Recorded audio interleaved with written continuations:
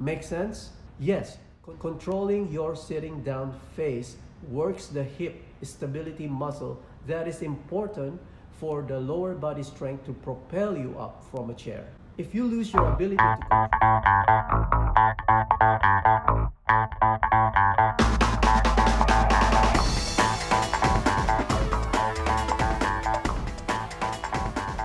I am busy. The world's record-breaking excuse of all time. I don't have time. I will have to find time. Have you heard this over and over again? Or have you recently used this? Or maybe this is also your usual response to just avoid and escape from something you're not interested with. What if you don't need time but still be able to do something that will promote your health? I know where you're coming from. You are not just an exercise type of a person. But I bet at the same time, you don't want to lose your health as well. You don't want to get old. You don't want to feel old. But still, you know for the fact that you are getting older. You are actually living in a double-edged sword. You know you need to exercise, and if you are like me, getting older is another consideration, isn't it? What if your wish is answered and you don't need to go to a gym and exercise? You don't even need a personal trainer to start with, and still stay healthy enough to keep up with your daily life without the aches and pain. Wouldn't that be exciting to know? Believe it or not, you don't even need to add more time to do the following tips, even if you do it every day. The benefit? You will have more time to spend for other things that you really like. Second, you learn simple health stuff that does not waste your time. Lastly, you'll probably be doing more for your health in less time. I am at your side. I am busy myself. That is why my philosophy and approach as a recovery coach is to teach the shortest possible how to promote health. The following tips are based on your expected physical ability in your daily life. This is not meant to treat and cure any physical problem that you currently have. These are all cost-effective and time-saving activity that you can incorporate to your normal life. Please stop and visit your physician if there is any point that you whatsoever have pain and discomfort that you think inappropriate to modify your function. Be smart and train smart.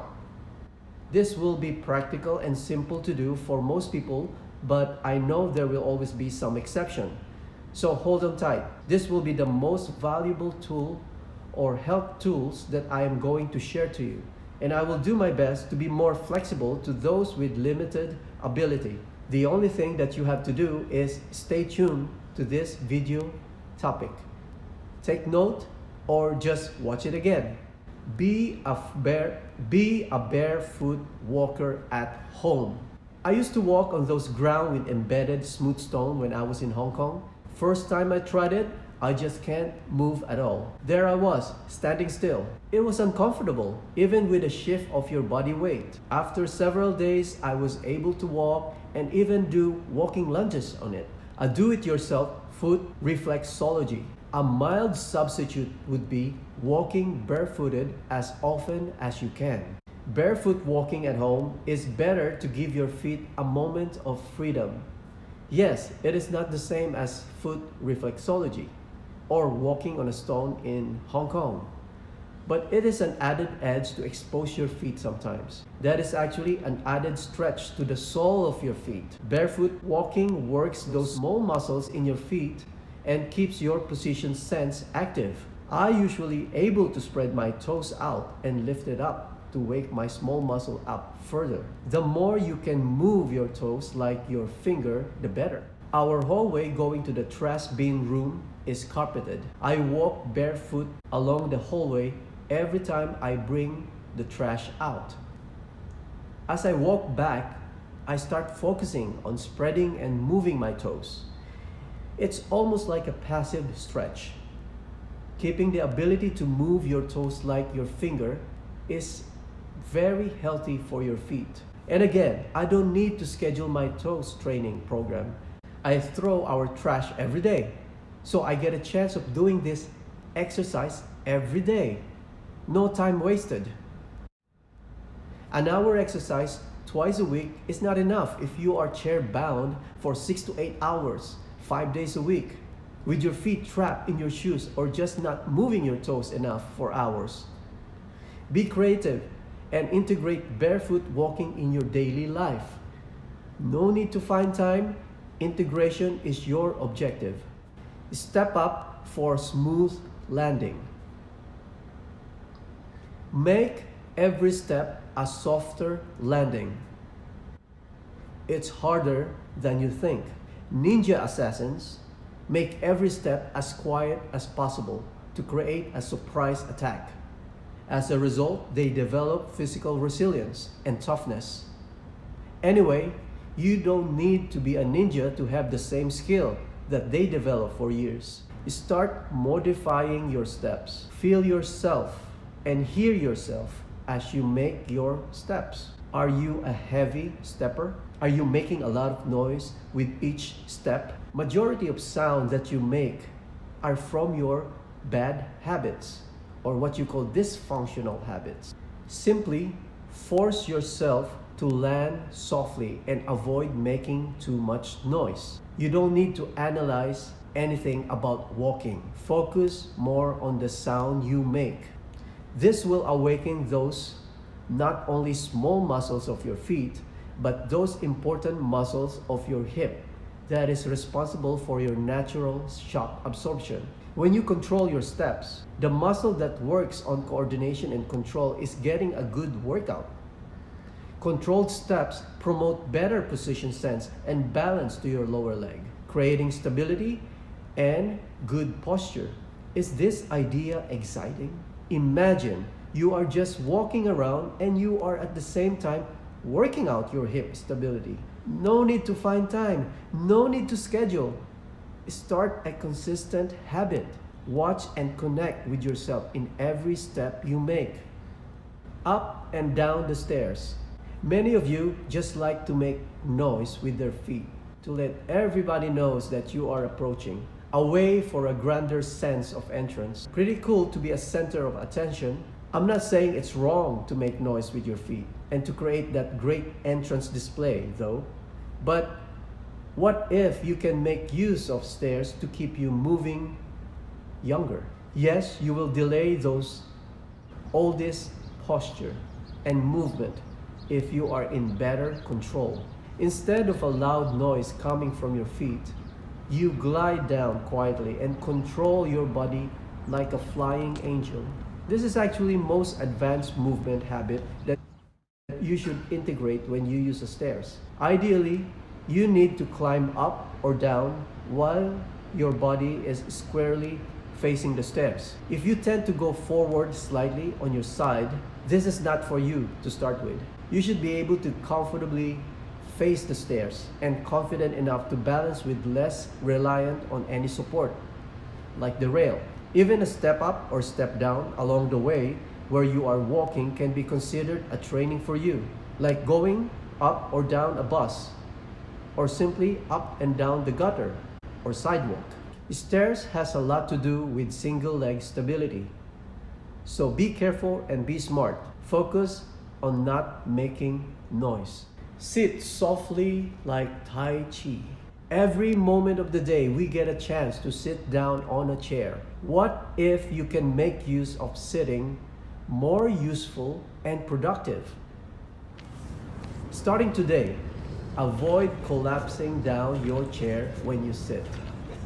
Don't you realize that this is how old people habitually do when they sit on the chair? You want to look old? Then collapse on your chair. You want to look young? Control when you go down on your chair. Again, this is nothing to do with age. Collapsing on a chair is both laziness and habit that you develop through the years as you lose the ability to land and sit softly on a chair. Your strength going up from a chair will be 4 times more effective to get weak, since you needed the ability to come up from a chair than just always sitting down. Make sense? Yes, controlling your sitting down phase works the hip stability muscle that is important for the lower body strength to propel you up from a chair. If you lose your ability to control sitting down, you also will lose your strength to stand up from a chair as you age. Start controlling yourself sitting down. Tired? Just do it. This is just sitting. For Christ's sake. As this far, can you still afford to say you are busy? I don't think so. You're integrating all of these tips. And the only time you will spend is by watching this over and over again to remind yourself. Don and doff your socks while standing. Don't sit when you wear your socks. Don't sit when you take off your socks. And don't say you're tired. Wearing socks and taking it off standing up is a natural physical ability. This is not a skill to learn, but rather an ability that you need to restore. It is both mobility and stability. This will preserve your single leg stability and balance. When you walk, you need to lift one leg up, while the other leg supporting and balancing you.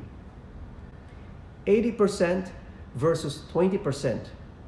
A big and valuable number to remember, because and since 80% is the amount you use for a single leg support when you are walking. So the only amount in percentage when you are supporting yourself with both of your legs is only 20%. And this is only during light and brisk walking. What about fast walking and running? What about climbing stairs or going down the stairs? Yes, you use both legs, but you always have to balance and catch yourself on one leg. Can you imagine how important a single leg support to your life? Again, aging has nothing to do with losing your balance. Nothing. Zero. Zero. Nada in Spanish. Nanimonai in Japanese. Mayo in Mandarin. So don't tell me you're old. That is why you lose your balance. It's all about being lazy to do a little effort to keep that ability. You don't do it, that is why you just lost it. For those who really have hard time of doing this, let me give you a bonus tip. I don't want to hear that you hurt yourself doing this, of course. Please be smart and start from the bottom up. Micro progression. So instead of doing with a single leg, lean over a stable wall and make sure you are not going to slip with your standing leg, most especially with slippery socks. The rest, just be creative and be safe if it is your first time. But if you are able to do this, congratulations. Make it a habit and be consistent. I find it a waste of time doing those circus acts like balancing in the gym. First, I'm not a performer, except in YouTube, okay? I'm not even a clown, okay? Circus act, you know. First of all, I want to make my workout meaningful and doing something I can use immediately in my daily life. So doing balancing at home is more productive for me than doing it in the gym. Make sense? Karate Kid toilet, sit up with your foot. Again, it's all about presence of mind and be smart enough that you don't slip. Be safe when you are doing this. I usually do this since I don't want to touch public toilet seat. Nobody does, right? At the same time, I am considerate enough not to make a mess over it if I don't lift the toilet seat before I pee. I get the benefit of practicing my Karate Kid single leg prowess while being hygienic by not using my hand. Of course, you still have to wash your hand afterwards. As much as I can, I use my foot to work for me if I had to. If I am in a kitchen alone, I move around and use my feet every time I can. I might look silly in the kitchen, but I am confident that I am not wasting my time in any way. Hey, don't forget to subscribe to my channel. Make sure you hit the subscribe button below and click on the bell and turn on your notifications. Thank you for listening. This is Jace Lee. I am an active, isolated stretch practitioner.